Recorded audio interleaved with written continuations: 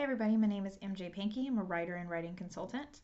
And today I'm going to talk to you guys about my editing process for chapter 24, which I edited day before yesterday. Chapters 0 through 23, I edited this past NaNoWriMo 2021. And those chapters had already been edited a couple of times and seen by my critique group once or twice.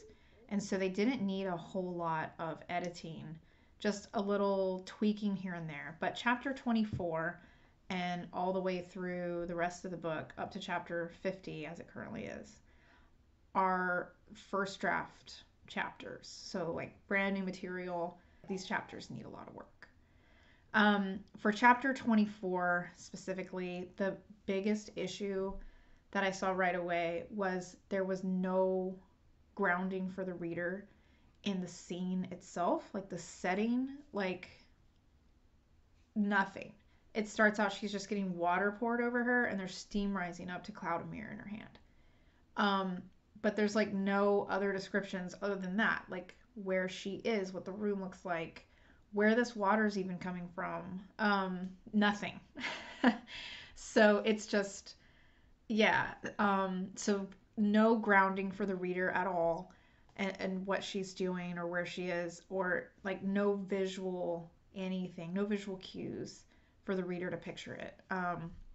So that was really, really missing and lacking. And that's really a symptom of NaNoWriMo, because you're just writing so fast and you're just moving through the story as quickly as you can to finish it.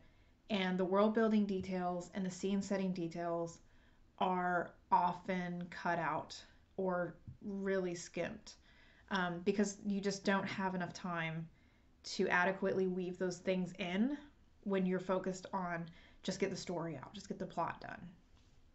So I am anticipating encountering this issue a lot.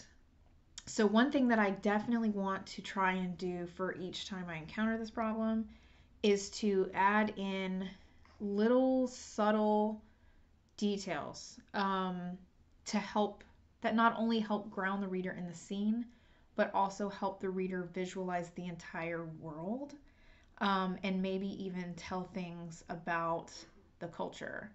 So for example, in this chapter, she's taking a bath and she's sitting in a bronze tub.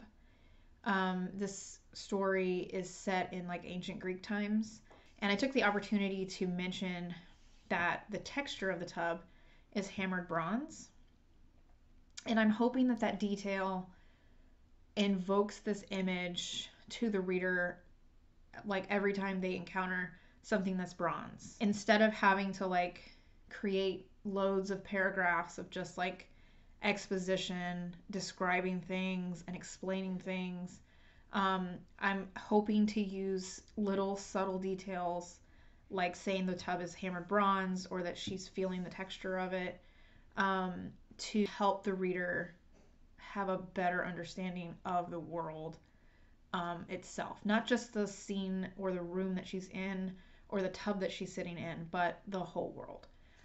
It just makes it flow so much more natural than paragraphs of exposition and descriptions and info dump and stuff like that. So anyway, I'm hoping to have chapter 24 submitted to my critique group this weekend and get feedback on that. And so I'll have a follow-up video for chapter 24 for you guys after I get that feedback from the critique group, just to kind of see like what were their thoughts, if I hit the mark when I did my editing, what else I need to do to it to really make it polished and good to go. So anyway, stay tuned for that. If you are interested in that video, please subscribe, and I will see you in a future video.